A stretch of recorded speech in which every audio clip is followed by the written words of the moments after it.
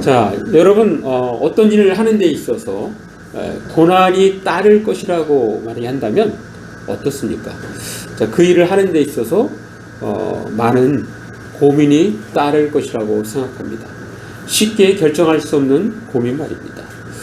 자, 꿈꾸는 이 다락방으로 처음에 이렇게 유명하게 시작했던 이지성 작가가 지난 4월 20일 날 책을 내는데 1만 킬로미터라는 책을 냈습니다. 사실 이 작가는 베스트셀러 작가예요. 그래서 500만 부 작가라고 별명이 그렇게 붙어 있어요. 그러니까 나오는 것마다 베스트셀러로 했거든요. 근데 사실은 이 책은 북한의 인권을 다루고 있어요. 북한의 인권을 다루는 책들은 다 현찮습니다. 팔리질 않아요. 왜냐하면 우리나라 출판기에 보면은 이 좌파가 이렇게 잡고 있기 때문에 좌파 위주의 책이 잘 팔리고 약간 좀 인권을 다루거나 이렇게 북한을 좀 안 좋게 얘기하거나 또 이 우파 쪽에 있는 사람들은 저 구석에다 처박아뒀습니다. 그래서 잘 나가지 않는데 이 책도 지금 보니까 한 30위권이에요. 30위권. 보통 나오면 다 1, 2등으로 했던 사람이었거든요. 자, 그럼에도 불구하고 이 책을 냈어요. 이 책은 북한에서 이렇게 탈출해오는, 그래서 북한에서 우리 대한민국까지 오는데 10,000km가 걸린다. 10,000km.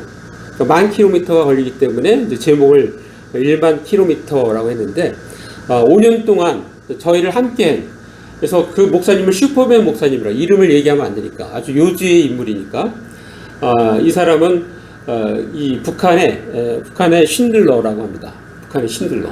우리 그 영화 신들러 리스트 영화 있죠. 그래서 5년 동안 같이 한 일을 여기다가 이렇게 담고 있어요. 그러니까 이런 책은 굉장히 귀한 책이고 굉장히 좋은 책인데 잘 팔리지를 않는 거예요. 오히려 이제 해외에서 있고, 여러분 그거 아십니까? 이 밖에 해외 나가서 우리나라 대한민국 인권을 얘기할 때 북한 인권을 얘기 안 해요. 저희 밖에 나가서 인권을 얘기할 때 그 인권은 어떤 인권이냐면 위안부 인권, 일본과 함께. 그러니까 좌파들이 그런 식으로 몰아갑니다. 그래서 이지성 작가는 그런 의식들을 깨우는데도 앞으로 큰 역할을 할 것 같아요. 자, 그래서 이 이지성 작가가 이렇게 베스트셀러 작가로 뜨니까 많은 사람들이 이 사람을 따라와요. 이 사람, 내가 어떻게 하면 이 사람처럼 나도 그러한 작가가 될 수 있을까? 어떻게 하면 글을 써서 돈을 벌 수 있을까? 수많은 사람이 따라오는데 이 이지성 작가가 자기는 이제는 우파 작가라고 그렇게 딱 커밍아웃을 했어요. 그래서 이게 북한 인권을 내놓고 내가 십자가를 지겠습니다 딱 했더니 보니까 어때요? 다들 없어지고 자기 혼자 나온 거예요. 그래서 여기 이제 글씨가 십자가를 질 때 딱 짊어 졌더니 다들 뒤에서 안녕 잘가, 나 혼자 가고 있더라고요. 나 혼자. 그래서 이 얘기는 뭡니까? 이 말을 들으면 그 예수님의 그 십자가와 도망친 제자들이 그 동일한 그 장면이 이렇게 클로즈업이 됩니다. 대부분의 사람들은 고난의 길을 외면합니다. 나 몰라라 합니다. 그것이 일반 사람들의 근본 속성입니다. 자, 오늘 본문은 예수께서 십자가상에서 돌아가신 직후의 모습을 담고 있습니다. 자, 예수께서 돌아가신 직후 자연의 변화가 있었습니다. 바로 지진이 일어난 것입니다. 지진. 자, 그러한 모습을 현장에서 지켜본 로마의 백부장. 그러니까 로마의 백부장은 장교, 우리나라에 따지면 중대장에 해당되는 사람이에요. 자, 그 자리에 있던 군병들의 반응을 오늘 말씀에 소개하고 있는데요. 자, 마태복음 27장 54절. 자, 한번 같이 읽어볼까요? 시작. 백부장과 및 함께 예수를 지키던 자들이 지진과 그 일어난 일들을 보고 심히 두려워하여 이르되 이는 진실로 하나님의 아들이었도다 하더라. 자, 그들은 아주 독특한 경험을 한 것입니다. 지진을 경험한 것입니다. 자, 그래서 그들은 심히 두려워하였다라고 그렇게 표현하고 있어요. 그리고 고백합니다. 이는 진실로 하나님의 아들이었도다 라고 말입니다. 자, 뿐만 아니라 그곳에는 또 다른 많은 사람들이 있었는데 그들 중 대부분은 여인들이었습니다. 그리고 그 여인들 중 예수님과 관계된 주 여인들의 이름이 소개되고 있는데 그것이 바로 마태복음 27장 56절에 나오는 말씀입니다. 자, 우리 한번 같이 읽습니다. 시작. 그 중에는 막달라 마리아와 또 야고보와 요셉의 어머니 마리아와 또 세베대의 아들들의 어머니도 있더라. 예. 자, 오늘 말씀을 보면서 예수님을 하나님의 아들로 인정한 첫 사람들은 제자들도 아니고 유대 종교 지도자들도 아니고 바로 이방인이라고 할 수 있는 백부장과 예수를 지키던 자들이었습니다. 자, 그리고 예수님의 그 죽으심을 목격한 증인들 역시 제자들이 아니었습니다. 여인들이었습니다. 자, 그 부분 한번 읽겠습니다. 마태복음 27장 55절. 자, 읽습니다. 시작. 예수를 섬기며 갈릴리에서부터 따라온 많은 여자가 거기 있어 멀리서 바라보고 있으니. 자, 여기서 보면은 여자들을 그 앞에 수식해주는 말이 갈릴리에서부터 따라온이라는 부분이 나오는데 이 부분을 읽을 때 두 가지가 떠오릅니다. 두 가지가. 그중 첫 번째는 이 여인들의 헌신이 하루 이틀이 아니고 이미 오래전부터 시작되었다는 것입니다. 그리고 또 한 가지는 대부분의 예수님의 제자들의 일터는 갈릴리 지역이었습니다. 즉 갈릴리 지역에서 제자로 선택되어 예수님과 함께 동거동락했던 제자들은 있어야 할 자리에 한 명도 없고 없어도 전혀 상관이 없는 여인들은 하나같이 제자들을 대신하여 예수님의 곁에 있었다는 것입니다.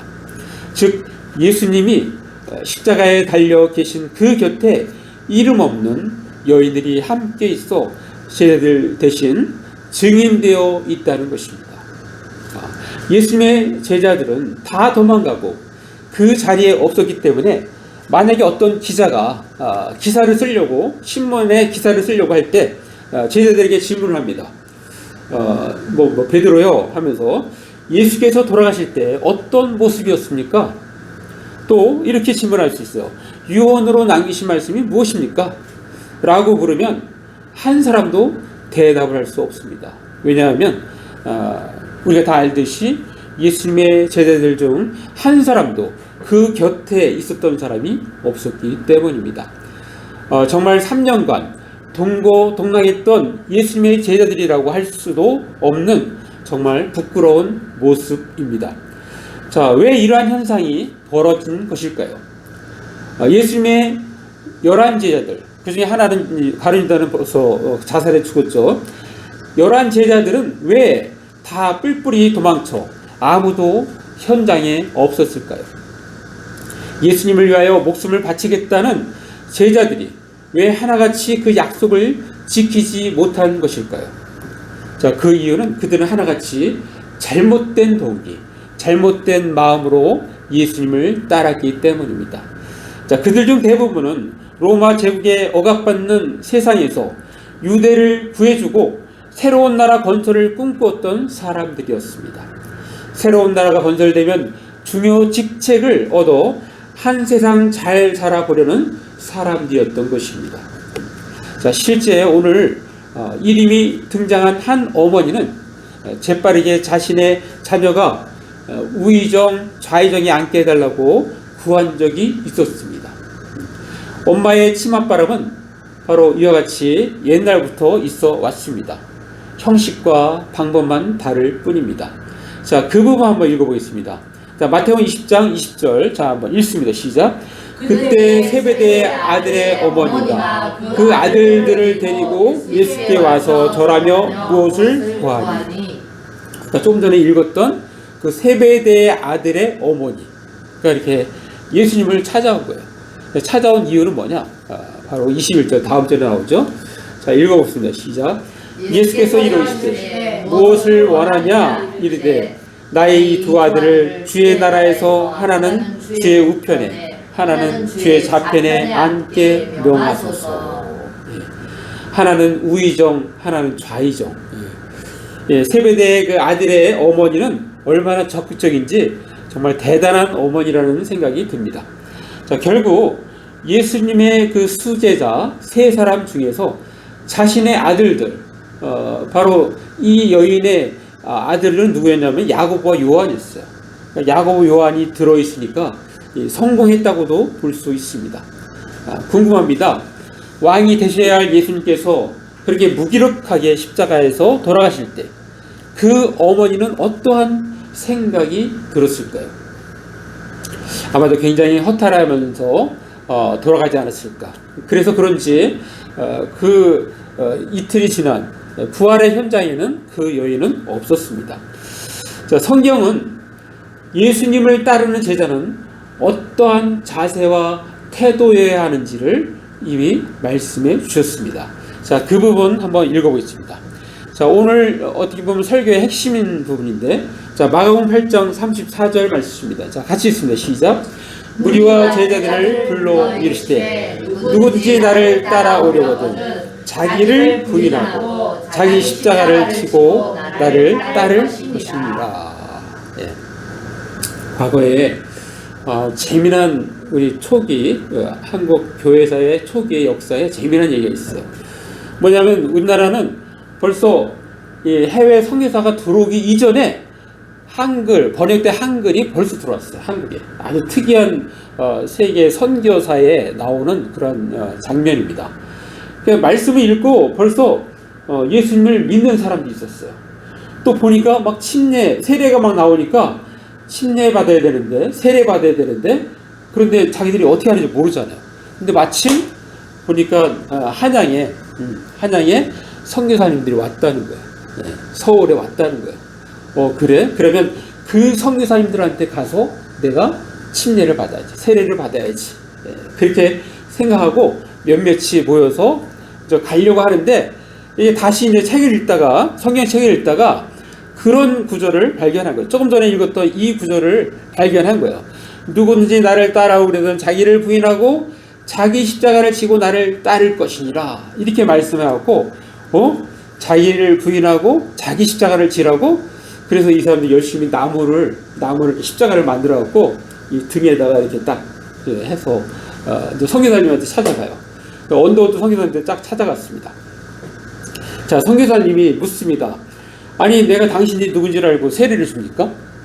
예, 기독교에 대해 알고 있습니까? 그랬더니 자기들의 그 상황들을 얘기하는 거예요. 우리가 이래갖고 성경책을 읽고 예수님 믿고 있었는데 마침 선교사님도 오신다고 하고 저희들이 여기 찾아왔습니다. 자, 그런데 막 찾아오기 전에 말씀을 보니까 자기 십자가를 지고 그렇게 말씀이 돼가지고 이제 우통을 딱 벗으면서 보십시오. 십자가를 다 지는 거예요. 자기 십자가를 졌다라고 그렇게 하면서 보여줬다고 해요. 자, 그만큼 이 조선말 예수 믿는 사람들의 마음이 순수하고 뜨거웠음을 알 수 있습니다. 자, 마가복음 8장 34절 말씀 중 자기를 부인하고를 잘 해설한 분이 있습니다. 우리 전에도 한번 소개했는데요. 자, 19세기 남아프리카의 성자 앤드루 머레이는 내가 죽어야 성령이 산다라는 책에서 이렇게 얘기하고 있어요. 그 부분을 성령님께 자신을 드리는 것은 자기를 부인하는 것이며 성령님 말을 잠잠히 바라는 것이다. 그렇게 적고 있습니다. 자기를 부인하는 것, 그것은 바로 성령님께 나 자신을 드리는 거라고. 나 자신을 부인하는 것과 성령님께 나 자신을 드리는 것과 똑같은 말입니다. 똑같은 말. 아주 정확하게 의미를, 그냥 나 자신을 부인한다는, 나 부인해야지 이게 되는 게 아니고 성령님께 나 자신을 맡기는 거야. 맡기는 것이 그게 나 자신을 부인하는 것입니다. 자, 그 책에서 보면은 교회에서는 언제나 두 부류의 사람이 있다고, 그리스도인이 있다고 소개를 하고 있어요.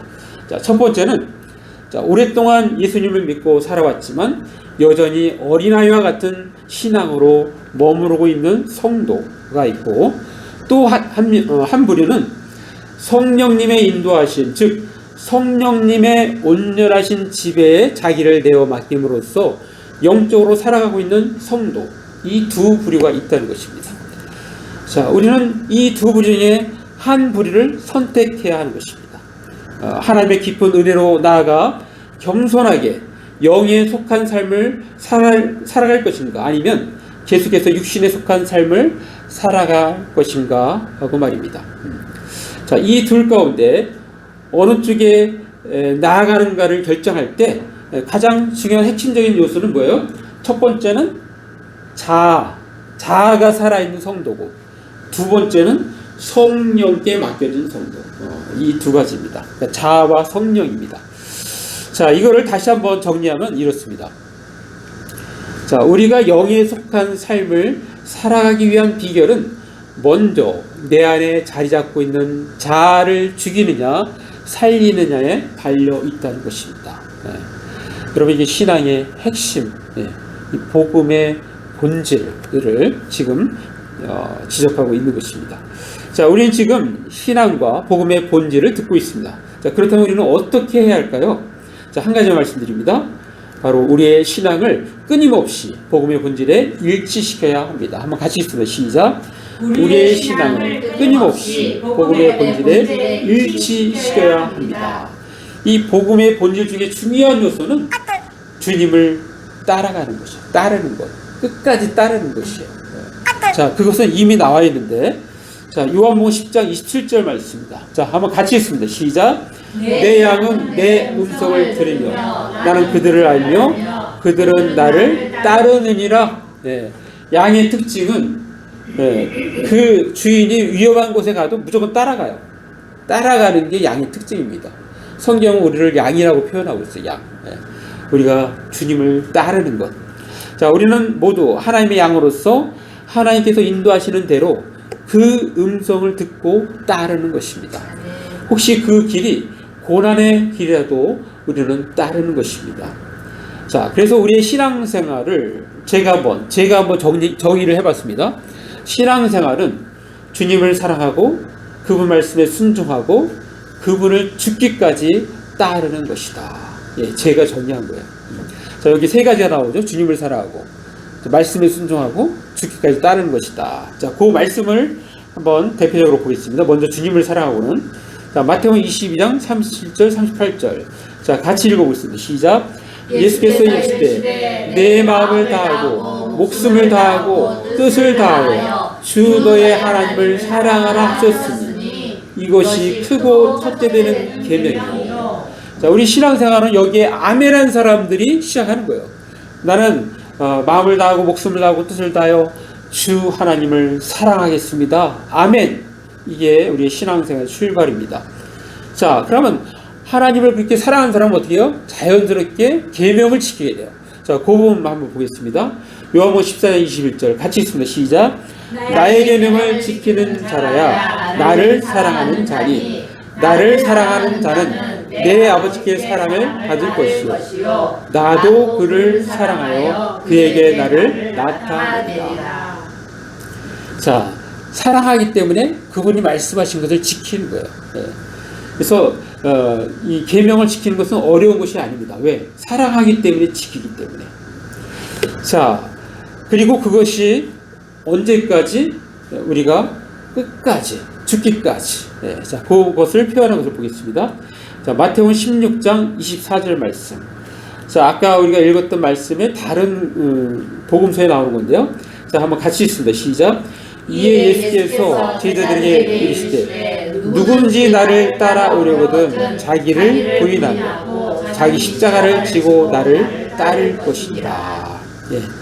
자, 복음의 본질이 바로 이것입니다. 십자가, 자기 자신을 부인하고 자기 십자가를 지고 따르는 거예요. 자, 자기 자신을 부인할 때 다가오는 어려움, 고난이 있어요. 그것이 바로 십자가인 거예요. 십자가. 그 십자가를 지고 우리는 따르는 것입니다. 자, 존 스투와 제임스 패커의 뒤를 잇는 개신교 복음주의 진영의 대표적인 기독교 사상가 알리스토 맥그라스는 그들은 어떻게 이단이 되었는가 할 때, 그러니까 이단을 구분하는 방법 중에 하나를 제안하고 있어요. 이단은 겉으로는 복음의 모양을 하고 있되 궁극적으로는 복음의 본질을 전복시키는 신앙의 체계를 가리키는 것이다. 자, 아까 복음의 본질이 뭐라 했어요? 나를 부인하고 주님을 따르는 것이라 했잖아요. 이단의 특징은 앞에 포장은 다 비슷해. 그런데 우리가 지속적으로 주님을 따르고 헌신하는 것은 못하게 한단 말이에요. 못하게. 그걸 못하게 해요. 그게 이단인 거예요. 이단의 특징인 거예요. 그래서 그런 것이 있을 때 어떻게 해야 돼요? 우리는 즉시 그 자리에서 일어나서 밖으로 나가야 하는 것입니다.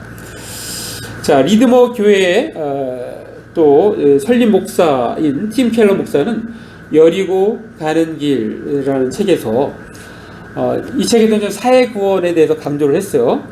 근데 이렇게 얘기합니다. 이번에 이제 복음과 영혼을 구원하는 영혼 구원과 사회 구원이 균형이 있어야 된다. 그걸 이제 강조하는 건데요. 자, 이렇게 얘기하고 있어요. 복음을 바르게 이해하면 자연스럽게 복음으로 파생된 사역들을 하게 된다.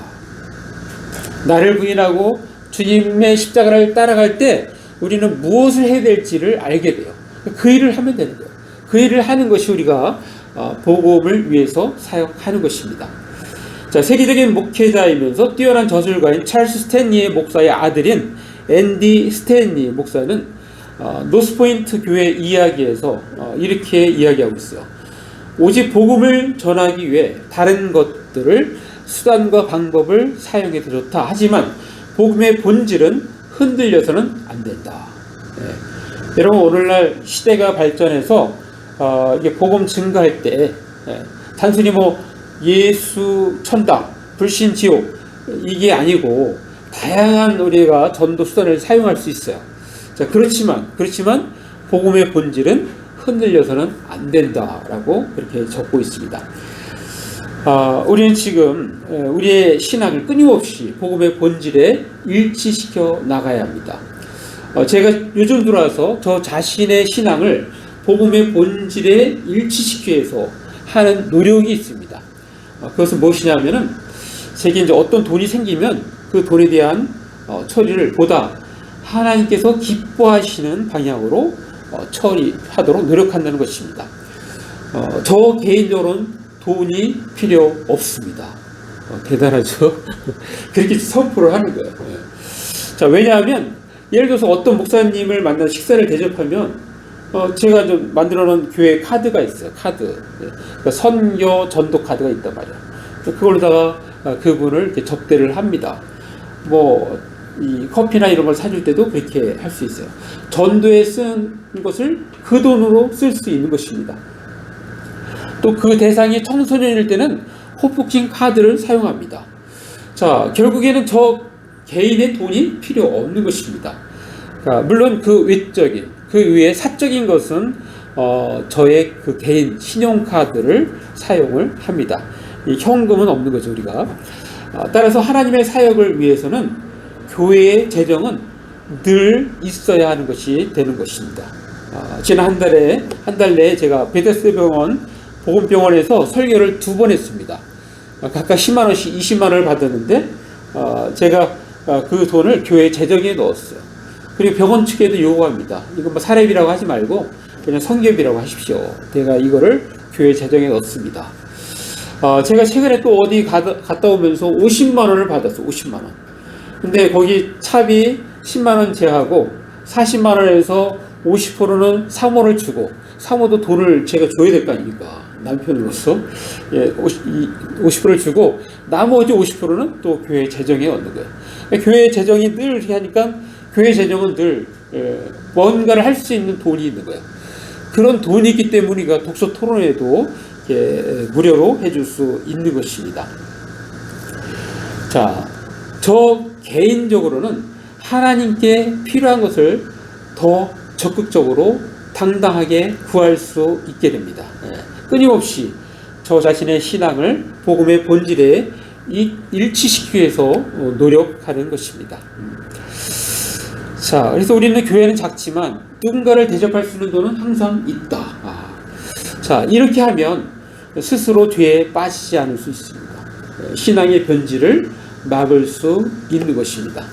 자, 마무리합니다. 우리는 오늘 신앙생활은 주님을 사랑하고 그분 말씀에 순종하고 그분을 죽기까지 따르는 것이라고 그렇게 들었습니다. 자, 신앙생활하면서 주님으로 인하여 영적으로 풍족한 삶을 누리며 삽니다.